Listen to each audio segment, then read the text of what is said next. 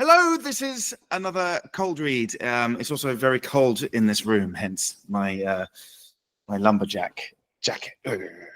Anyway, had many cold reads since the Rare Founders event. Thank you very much. I'm behind. There's 42 to do. Not all of you have elected for it to go public, so instead you've donated to charity. Amazing. Thank you. So for anyone who doesn't know what a cold read is, it's essentially me with my past hat of being an investor and a founder, having raised $100 million, invested like 40 times now as a VC and as an angel, sharing everything I think when I think it, when I see a deck for the very first time that I know absolutely nothing about, where the founder is hoping I will meet them to speak about possibly investing.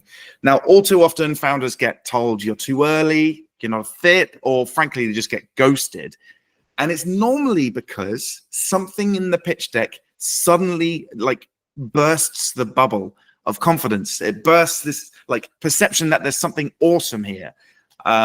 So by me saying everything out loud as I think it, often it's a bit brutal, I'm sorry, but it can help point to where confidence is won or lost from a pitch deck when trying to meet an investor for the first time. Of course, it's just my opinion. I'm not saying this is right, blah, blah, blah, blah, blah, blah. But today we have one I've never seen. I'm going to film it. That's a bit of a pre-2000 statement. Shit, that's just aged me. I'm going to film it and video it. I don't know the word. And share it with you all lovely people. So here we go. Dum, dum, dum, dum, dum. Okay, securing home ownership for key workers and first-time buyers. Fucking great problem to solve. Now, I do question the relevance of home ownership. I'm one of these people that subscribe to renting, and then what you would spend in phantom costs you throw into the S&P 500. But whatever. So I don't own a house for that reason. But securing home ownership for key workers and first-time buyers, absolutely. What a brilliant problem to solve. So immediately, as an investor, I'm like, hey, I want this to be a good deck. Okay. Next. Yes. Too many words. I'm not going to read the words. A low entry price scheme providing affordable homes to first-time buyers. You'll Keep Your Home is an affordable home provider. Okay. You'll Keep Home. Okay. Why can't that's this is that a company name? Did I just miss that? I was so overshadowed by brought to you by Keep Your Home.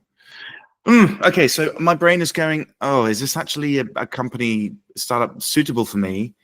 I invest in IP-led businesses, things that, where the value of the business is disproportionately high compared to, business metrics like profit or revenue.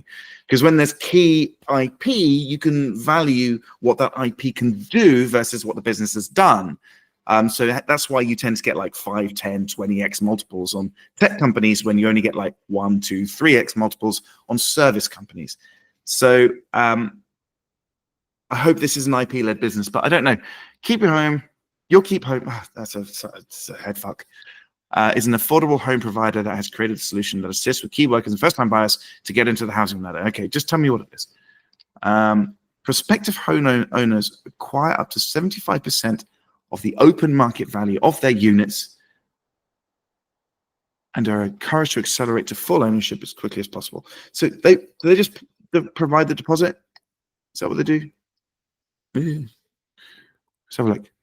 Oh God, too much text. Too much text.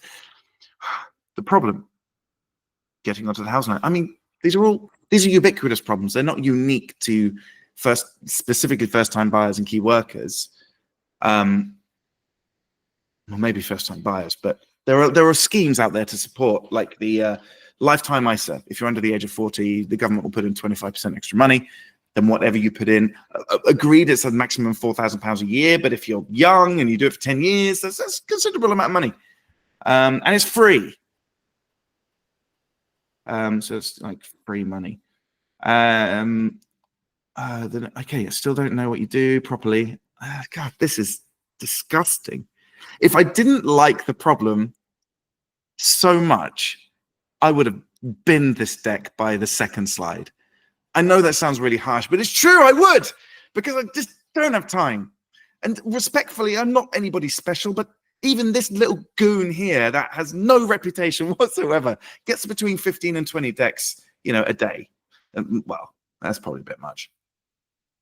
5 to 10. 5 to 10. On a good week, I get 50. Anyway, the solution, a genuine, and most of those are from LinkedIn. Anyway, a genuine home ownership scheme via a hype. You're a bank. This sounds to me like you're a bank. Is an approved affordable housing provider. You're either a bank or you're a developer of affordable homes, where essentially they pay for your home before you build it. Staircasing, buys additional shares in the home. So every home is a limited company of some form or a trust. And they're basically buying into their trust with their rent. There was a company called Propertunity that did something like this that was successful, but I haven't seen them since. This means that they need to secure, if I'm correct, that means that this business needs to secure the home first because they're taking on the asset risk. Oh, this deck is disgusting. I'm really getting frustrated with it now. Market value of property, 200K. Sale to the home buyer, 150K. Retained, so you own 25%. You'll buy this from the developer at 130. And you take a slice of future. You're a bank. I'm not really interested in a bank. This sounds to me like the only people that will be interested in this kind of deck are family offices, where you have a strong relationship to partners or members of the family, and they trust you. This is, I've seen Lloyd's of London fund things like this. I think they actually invested in Propertunity, and this is very similar to Propertunity. Yeah. And they just happen to be apartments too, because demand for apartments is just plummeting, whereas demand for single family homes is going through the flipping roof. So I'm not surprised that the pipeline might primarily apartments as well. No, I'm really, God, that's horrible. Don't believe a word of your financial forecast. Don't want you to talk about investment returns because I'm a VC, I'm a venture investor. I want you to sell the equity in the business for me to get my return. This immediately at first glance basically says you want me to be some kind of, I don't know, private equity investor with some kind of internal IRR. It's just, God, this is such a horrible deck. What happens to the retained equity? I'm not reading that. I mean, I'm not reading this. This looks like, okay, no, I love the problem, but it's not really addressing the problem. You're basically paying 25% deposit on homes that these people may not want anyway. And it doesn't really appear to be unique to first-time buyers or key workers. That sounds like marketing bullshit to me. That just sounds like something you write on a pitch deck to try and raise money from people. It doesn't feel authentic at all. If anything, I'm now getting cross now that I'm thinking of these things out loud. This is actually making me quite angry because the problem at the start, look at this. What a brilliant problem. Securing home ownership for key workers and first-time buyers. Nowhere in the headlines of this deck, a low entry price scheme providing affordable homes to first-time buyers. I want to see if key workers get mentioned. Let's have a look. Yeah, generic statement. Generic statement. Generic statement. Generic statement. Generic statement. Generic statement. There's nothing in here about key workers. I call strong visceral bullshit on this pitch deck. This is somebody that wants to basically own loads of slices of homes, take a split of whatever profit happens and go, cool. And there's nothing wrong with that. There's nothing wrong with that from a business perspective. But labeling it under this pretense of helping first-time buyers and key workers and then never mentioning them again and not making them a key part of your story or your business is, to me, no. Thank you for sharing this deck, and I hope, don't take what I say personally, but this feels like a gross misrepresentation of an investment opportunity. I was so excited. I wanted to invest. I wanted to find a reason for this to be good for me. But I'm left with a really bitter taste in my mouth. Not only that, This isn't a venture investment. This is a banking investment. This is a private equity, possibly, maybe not even private equity investment. It might be a family office investment. It is probably a corporate venture capital investment from the likes of Lloyd's, Halifax, whoever. But this is not a venture investment, and it doesn't feel real. It doesn't feel authentic to me. So no. This thing has got to be shot in the head.